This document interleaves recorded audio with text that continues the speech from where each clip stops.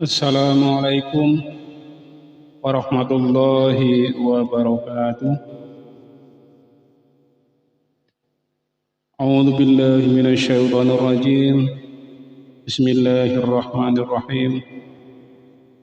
Alhamdulillahilladzi an'ama 'alaina bi ni'matil iman wal islam. Asyhadu an la ilaha illallah wa asyhadu anna Muhammadan 'abduhu wa rasuluh. La nabiyya ba'dah. Allahumma salli ala Muhammad wa ala ali sayyidina Muhammad.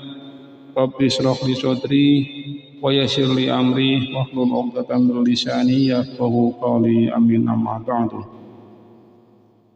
Akhinal kiram rahimakumullah. Pertama dan yang paling utama, mari kita tambahkan rasa syukur kita kehadrat Allah Subhanahu wa taala di qaulina alhamdulillahi rabbil alamin. Yang mana pada kesempatan hari ini kita masih banyak diberikan kesehatan, rahmatan serta hidayahnya. Sebagian daripada nikmat itu adalah nikmat sehat, sehingga pada hari ini kita masih bisa melaksanakan kegiatan termasuk kegiatan ibadah bulan Ramadan yang pertama. Semoga amal ibadah kita diterima oleh Allah Subhanahu wa taala. Amin Allahumma amin. Salawat dan salam semoga terlimpahkan kepada baginda Muhammad sallallahu alaihi wasallam. Semoga kita tergolong umat yang akan mendapatkan syafaat beliau khususan fi yaumil qiyamah. Amin Allahumma amin. Akhinal kiram rahimakumullah, pada kesempatan kali ini kita akan belajar bersama atau kita akan sharing tentang hukum bercanda menurut agama Islam. Mari kita pelajari, kita simak bersama. Islam adalah agama yang sesuai dengan fitrah manusia. Artinya semua ajaran-ajarannya sesuai dengan kemampuan manusia dan mudah untuk diamalkan. Ajaran Islam berasal dari wahyu ilahi yang turun dari samawi atau turun dari langit melalui Nabiina wa Habibina Muhammad sallallahu alaihi wasallam. Allah Subhanahu wa taala telah menciptakan manusia sebagai makhluk yang dianugerahi dengan berbagai macam potensi. Di antaranya adalah perasaan yang dapat merasa senang, bahagia, bercanda ria, tertawa, dan sebagainya. Demikian pula sebaliknya, manusia dapat merasa sedih, merasa duka cita, khawatir, bimbang, ragu-ragu, dan lain-lain. Akhinal kiram rahimakumullah, mari kita pelajari bersama tentang bagaimana atau apa hukum bercanda dan humor menurut Islam. Sebuah riwayat seorang ulama Yusuf Qaradawi dalam kitab Fiqhu Allahu wa Atarwi mengupas dua pandangan yang berbeda tentang hukum bercanda. Oleh karena itu, akhinal kiram, biar tidak gagal paham, silakan disimak sampai dengan selesai agar kita paham dan kita tidak gagal paham. Yang pertama, sikap kebanyakan orang yang teguh dan memiliki semangat tinggi dalam beragama atau istilahnya adalah mutadiyyin bukan mutadiyyin, di mana mereka selalu tampak serius, bersikap keras dan kaku dalam setiap saat. Mereka merujuk pada hadis Nabi Shallallahu Alaihi Wasallam, jangan banyak tertawa, karena banyak tertawa dapat menyebabkan hatinya mati. Hadis riwayat Ahmad. Sehingga mereka menegaskan bahwa Islam tidak menyenangi orang yang suka tertawa, bercanda gurau, dan yang lainnya.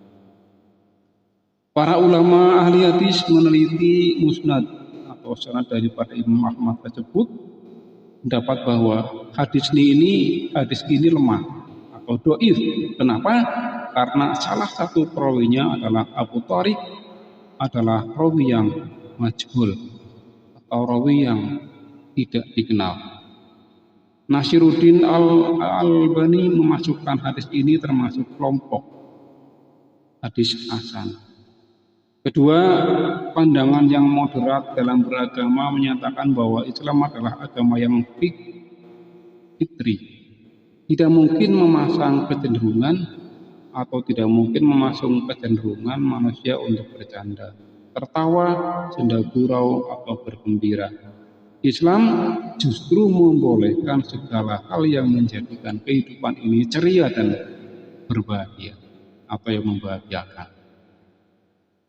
Ketika Rasulullah SAW ditanya amal apa yang paling utama, beliau menjawab, seutama-utama amal ialah memasukkan rasa bahagia pada hati orang yang beriman, yaitu dengan melepaskannya dari rasa lapar, membebaskan dari kesulitan, dan membayarkan hutang-hutangnya. Akhirul kiram rahimakumullah, Islam menghendaki setiap muslim memiliki sikap dan pribadi yang optimis, beremosi positif dan periang. Sebaliknya, ajaran Islam membenci pribadi yang muram, pemurung, pesimis, berperasaan negatif, dan prasangka-prasangka yang tidak baik. Nabi Muhammad SAW bahkan menganjurkan umatnya berdoa, Allahumma inni a'udzubika minal hammi wal hazan. Ya Allah, aku berlindung kepadamu dari rasa bimbang dan sedih. Imam Ghazali berpendapat canda tawa dan gurauan yang tidak mengandung sesuatu yang buruk hukumnya halal, boleh-boleh saja. Sekian riwayat hadis menuturkan jika sebagian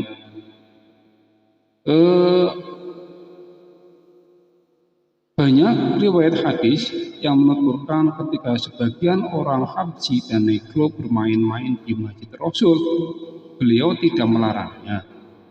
Demikian pula ketika hari raya, beberapa jariyah atau hamba sahaya bernyanyi dan bersyair di rumah Nabi, maka Abu Bakar melarangnya.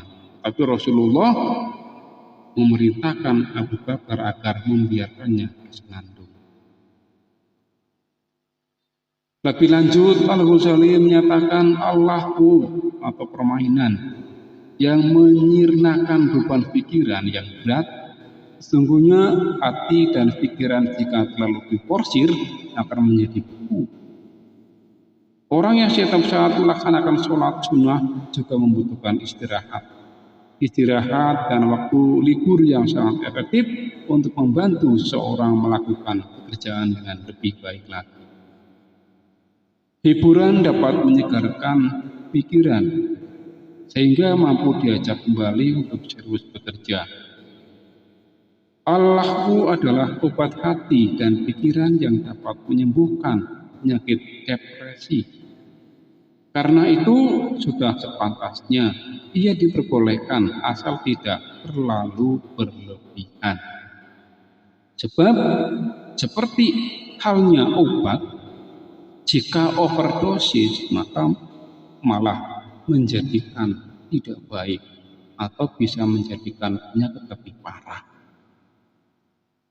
Orang yang memahami pengobatan hati, yang memahami cara bersikap lembut pada hati, dan yang mengetahui kiat-kiat untuk menggiring hati menuju kebenaran, maka ia pasti tahu bahwa menghibur atau menyegarkan hati dengan berbagai macam lelucon sangat mujarab dan tidak bisa ditinggalkan. Salah satu teori psikologi menyatakan bahwa joy, keriangan, keceriaan, kegembiraan dapat menjadikan seorang itu lebih berbahagia hidupnya. Kemudian Goldstein tahun 1982 mengutip pendapat Henry D. Mendoza, seorang dokter pada abad ke-13, menyatakan bahwa tertawa dapat digunakan untuk mempercepat penyembuhan setelah pembedahan. Dokter bedah harus melarang marah, benci dan sedih pada pasiennya dan mengingatkan dia bahwa tubuh tumbuh subur karena keriangan dan menjadi kurus karena kesedihan.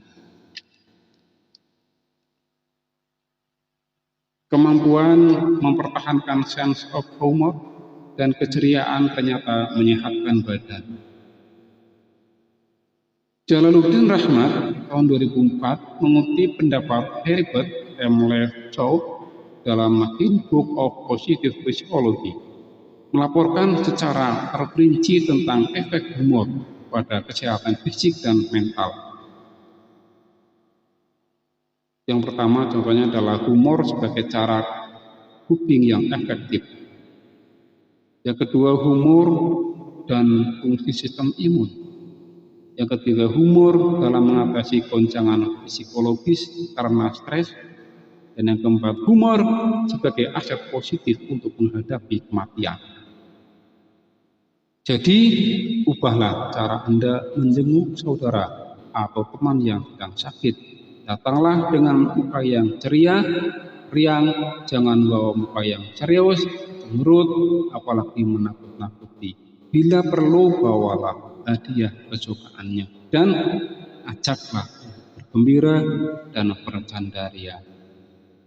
Karena dengan bersikap ceria, candaria, tertawa akan bisa mengurangi bebannya, bahkan bisa membantu menyembuhkan penyakitnya. Akhinal kiram rahimakumullah. Kemudian bagaimana kita meneladani Rasulullah? Dalam hal bercanda dan humor, hendaknya kita meneladani Rasulullah Shallallahu Alaihi Wasallam.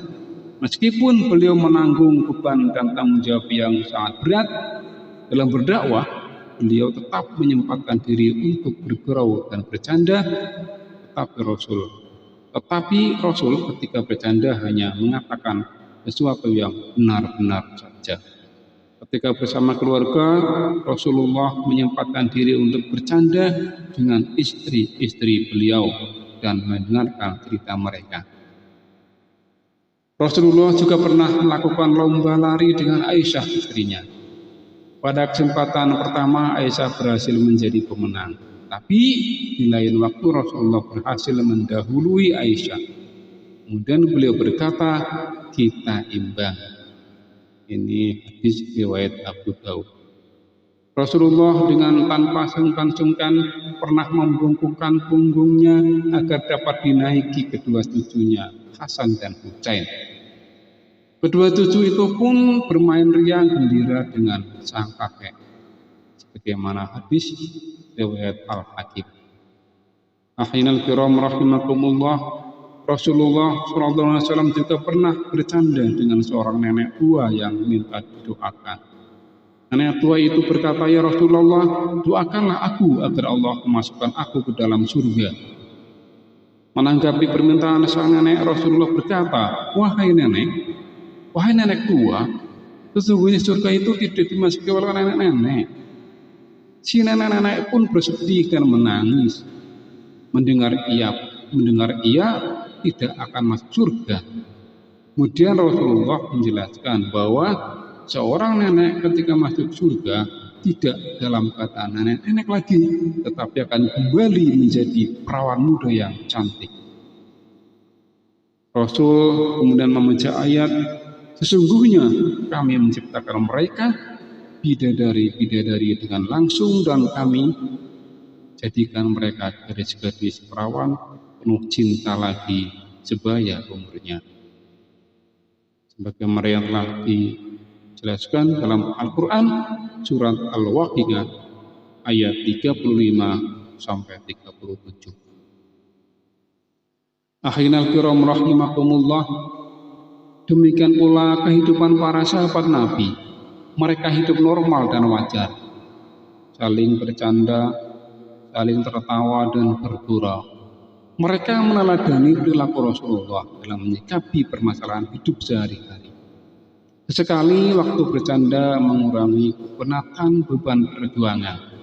Tetapi di waktu yang lain serius dan bersungguh-sungguh menjalani kehidupan. Bahkan ada beberapa sahabat yang dikenal memiliki pribadi yang humoris dan kocak.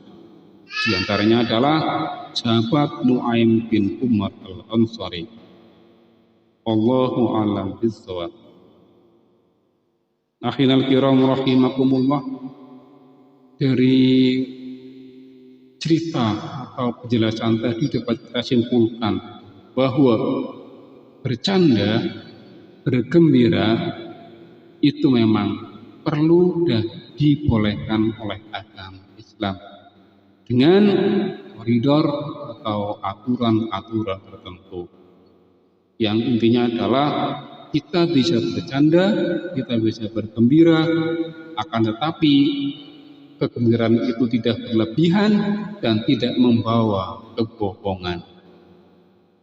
Karena seperti mereka yang telah dilakukan oleh Rasulullah dan sahabatnya, beliau-beliau itu memang pernah melakukan bercanda, pernah bergurau, karena tapi sesuai dengan koridor Islam.